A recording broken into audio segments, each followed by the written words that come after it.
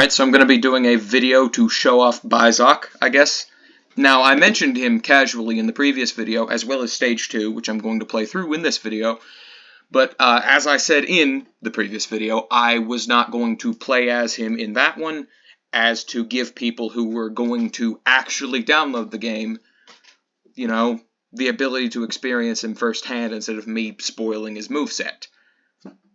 It's been a few days now, so everyone who would have downloaded that already has. As you can see, Screenor's here now. Screenor is completely finished, so I'll show him off in the next video once I finish Stage 3, but he's done. He is not in the public version nor the beta version. I will not be uploading another public version unless there's some weird bug until I finish Stage 4 or 5, which will be a bit. The plan currently, until release, is release a character, and alongside them 2 or 3 stages, then release the next character alongside them 2 or 3 stages, until all 10 stages and all 6 characters are implemented.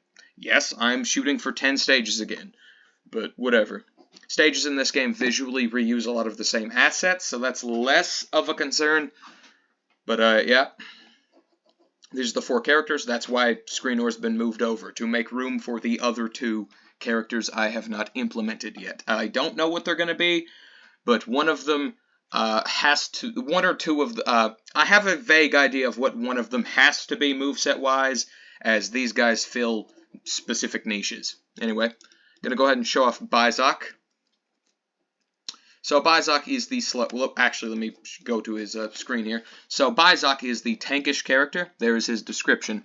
Now, Byzok, his whole deal is that he is a parody of, like, the hero guy trope.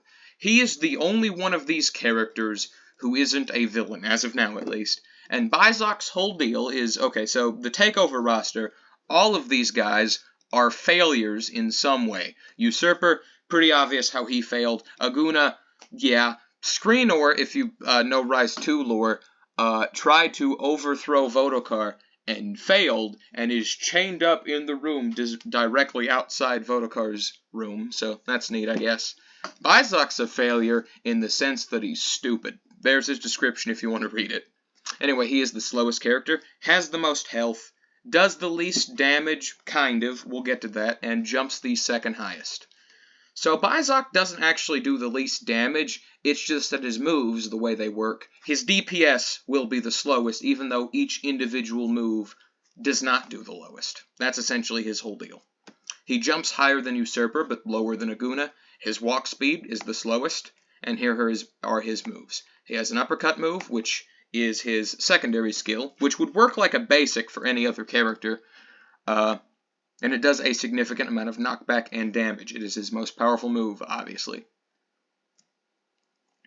His primary skill is the kick thing, which does splash damage, and pretty okay knockback, and if you use it in the air, it is a kind of slam move that goes straight down and does not do splash damage. It is the only aerial currently in the game that is completely different to its ground counterpart. And his basic is him flicking his arms out, which does splash damage. And the air version is the same, but with his legs. Functionally, pretty much the same. Byzok is by no means my favorite character. In fact, he might be my least favorite character. But I think he serves the job he is supposed to pretty well. Going into Stage 2, just to show it off. This here is the Gore Behemoth. We'll show off his moveset. He is the stage's boss. We'll show off his moveset in a minute. I'm just going to go ahead and talk about the color of this guy. I did not mean for him to look like Overbearer. I mean, not Overbearer, Underbearer. It's a coincidence that he's a undead dude with a green color palette. You see, on my drawing tablet, he has a tealish color. On the Android test phone I have, he has a tealish color. And on my laptop's display screen, the thing I use to code the game, he has a green shade identical to that of Underbearer. So that's fun, I guess.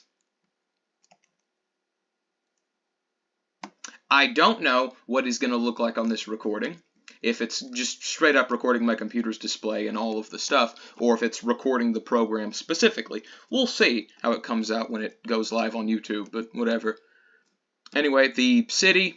Pretty boring second level, only one new enemy type besides the boss. The new enemy type is called the Merm. It is essentially a weaker version of the Morris. Stage 2 overall, I sense will be one of the weaker levels in the game. It's just kind of a transitionary point between the forest and the train, the actual stage that I'm excited to work on next. But the train stage has started development, but it is nowhere near finished. Anyway, Gore Behemoth. He's got this charge move, and he has this move where he jumps into the air like that. The fight is piss easy, but he has a pretty fun. He's pretty fun to fight, honestly, because his animations are funny. Visually, he's charming, and also he's piss easy, which means you're not stressed while fighting him. He's just kind of a set piece second boss, which every single game so far except Rise 2 has had. So. Byzok struggles fighting him the most, probably. But yeah, there he is. And I am not going to show off Stage 3, but this is the boss's head for Stage 3. I have finished drawing the boss. He is called the Beat Punk, by the way. I will click this, and yeah, there's the thank you message. Stage 3 is not implemented yet. If I click play, I will fall into a void. But here is the thank you message, which I did not show off in the last video, and there is this thing. This thing will not be in the game. It is just here because... Anyway, there's the thank you message. These are the only 2 people I know who have beta tested the game.